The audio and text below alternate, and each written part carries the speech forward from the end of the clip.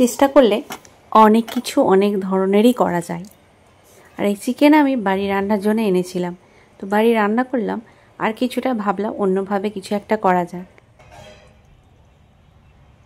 তবে যেটাই বানাবো সেটা কিন্তু রেস্টুরেন্টকে টেক্কা দেবে, মানে অনেক টাকা কিন্তু বাঁচিয়ে নিতে পারবে রেস্টুরেন্টে এই খাবারটা না খেয়ে বাড়িতে বানিয়ে।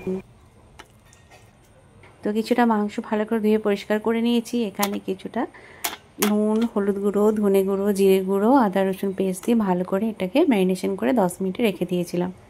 তারপরে একটা তাওয়া নিয়ে নিলাম, তাওয়াতে তেল গরম করে ওর মধ্যে মাংসের পিসগুলো এভাবে দিয়ে দিলাম, ঠিক এরকম করে।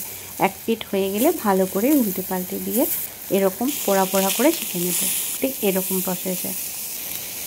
দেখো খুব সুন্দর কিন্তু হালকা কালো কালো একটা পোড়ার মানে স্পট পড়েছে, আর ফ্লেভারটাও কিন্তু খুব সুন্দর বেরিয়েছে, দারুণ সুন্দর, ঠিক এরকম ধরনের।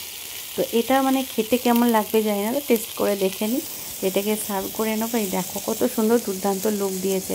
আর এটা কিন্তু মানে চিকেন কারি তো বানিয়েইছি অলরেডি, পাশে পাশে এই ডিশটাও আমি রাখবো, দেখি বাড়ির লোক সবাই কোনটা পছন্দ করে।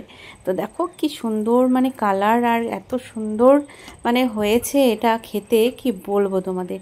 তোমরাও যদি চিকেন আসে কিছুটা চিকেন সরিয়ে রেখে এরকম ধরনের একটা ডিশ তুমিও খুব সহজেই বানিয়ে নিতে পারবে। দেখলে তো খুবই সোজা, কোনো কষ্ট নেই, কিছু নেই। এর উপর থেকে কয়েকটা পেঁয়াজ কুচনো এভাবে ছড়িয়ে দেবে, একটু কাগজি লেবুর রস দিয়ে দেবে, শসা থাকলে শসা কুচিও অ্যাড করতে পারো। তো অসাম লাগবে, অসাম, বিলিভ মি। দেখো কত সুন্দর লোভনীয় হয়েছে, দেখে কিন্তু জিভে জল আসছে, আর দারুণ খেতে।